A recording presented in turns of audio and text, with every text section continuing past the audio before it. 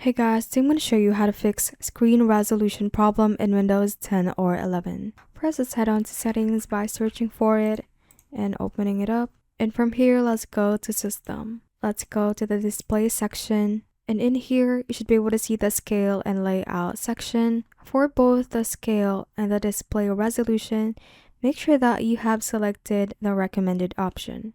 So once we click on the drop down options, you should be able to see one option that has a recommended beside it. The same goes with display resolution. You have one recommended resolution right there.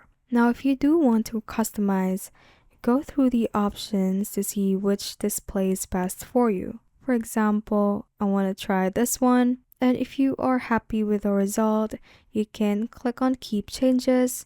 Otherwise, just click on revert right here. Now you can do the same for scale. You can also click on advanced scaling settings and see if you want to change any things here. But that is how you can basically fix the screen resolution problem. Thanks for watching. If you found this useful, hit that like button and subscribe for more videos like this.